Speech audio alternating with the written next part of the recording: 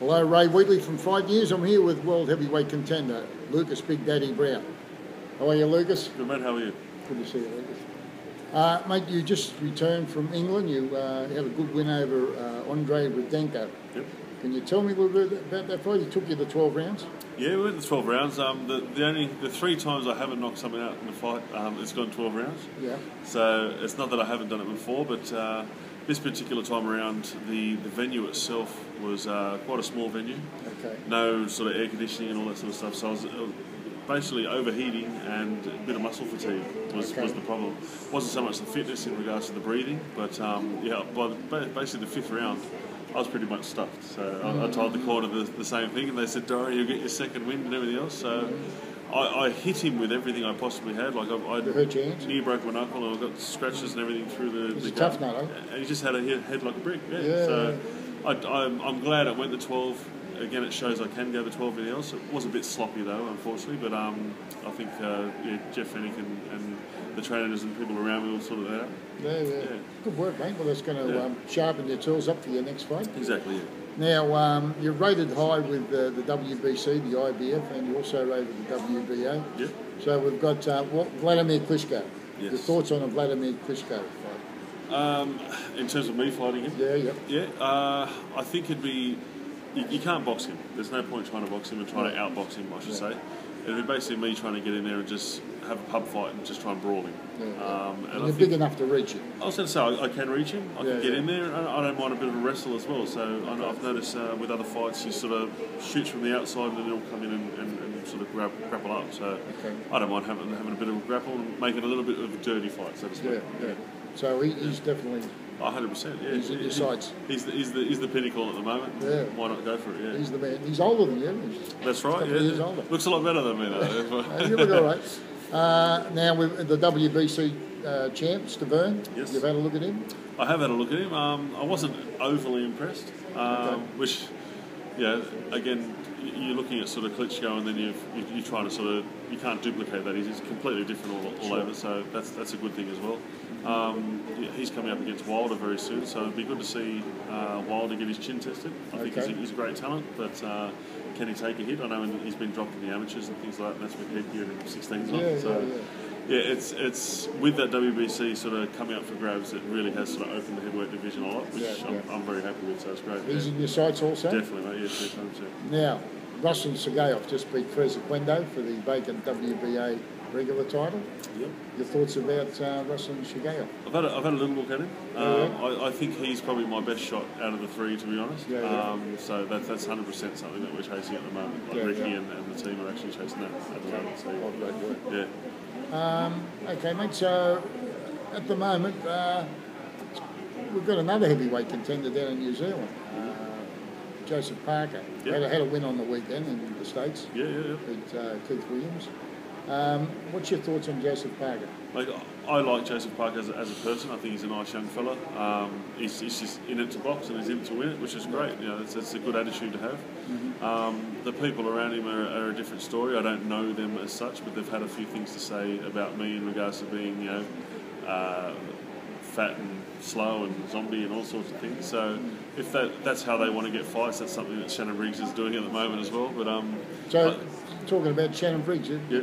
You'd be keen on Shannon Briggs? Definitely. Yeah. I think it's something that the fans want to see. It's more of a fan fight than obviously a ranking sort of fight. I'm ranked above him across the board. So of course, yeah. For me, it'd just be more of a fan fight and giving the fans something back. Would that be a fight in England or in Australia? I'm not too sure. I think there's something going on with Alex Leopold and him at the moment, because he did rush in on him in Klitschko's press conference, and he wanted to get back on him. So that may be on the cards in Australia, and I'll obviously go to that and stick my head in. But I don't care if it's UK or Australia. I've got just as many followers in both countries, so I'm very happy with that. Philip Fondue from Ricky Hatton Promotions told me just recently that they were looking at Solomon Ormana as a future opponent. Maybe. Okay, yeah. What's your thoughts on Solomon Ormana? I've watched a lot of sparring with him. I haven't actually been in the gym with him. Again, nice fella. I like that about the Aussies as well. They generally come across as nice fellas. They don't shit talk and everything else. If it does happen, again, it's something that Australian fans in particular want to see. Me and Solomon and me and Alex Leopold. So I'm all for that. Tyson Fury. Yes. What do you think about Tyson Fury? Mr. Big Mouth. He's two different people. You put a camera on him and he's Mr. Loudmouth and talks crap and everything else, but you talk to him on the side and he's a very nice bloke. Yeah. He's 25 years old. I'm actually quite envious in regards to where he is and his age and everything else. Right. I'm 35 years old and trying to get there. Yep. And he's up there, and he's only 25, so he's got the world at his feet, which is great. At the same time, I'd still love to put him on his ass. Yeah.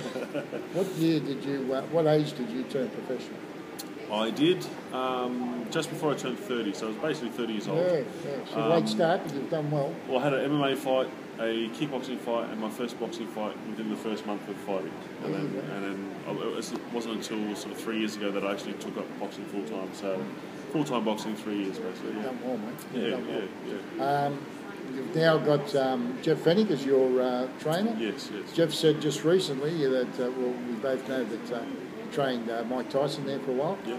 And he mentioned that you hit the pads harder than what Mike Tyson is. So that's very good praise coming from Jeff Fennick. Well, I do want to clarify something as well. People sort of think that's a very untrue statement. And it's the fact that, yes, Tyson is a better boxer, always was.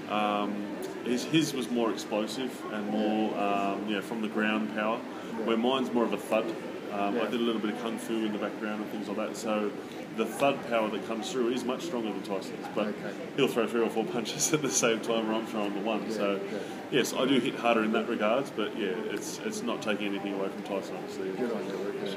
Now, Lucas, you're now promoted by Ricky Hutton Promotions. Mm-hmm. They've done well with you, mate. They've brought you right in. The right fights at the right times, which is good. It's all about rankings and ratings and everything else. So they've done the right things, got me the right fights when I needed them. Obviously, you can't just jump into a top 10 fighter. You have to work your way through it. And I am still learning on the go. It's one of those things where, yes, I am older, but I haven't had any of the amateurs or anything like that. So you've kept yourself in good shape. And when you look at guys like Bernard Hopkins, they give you inspiration to carry on to a good age. Van Holyfield and that. Van Holyfield, there's been quite a few of them now. So it's always said that heavyweight boxers don't sort of peak until their 30s and all that sort of stuff anyway. So I'm excited about where it's heading. Yeah. Lucas, is there anything you'd like to say to the Fight News readers? Basically, I'm the sort of person that doesn't talk crap, doesn't badmouth anyone or anything like that. I just want to get in there. I want to fight. I want to do what I do. I want my name to be remembered for my kids and things like that, and obviously make a bit of money on the way. So I like what I do. It's fun, and thank you to all the fans both here in UK and everywhere else that follow me and support me. There's more to come. Congratulations, Lucas, and the best of luck for the rest of your career, mate.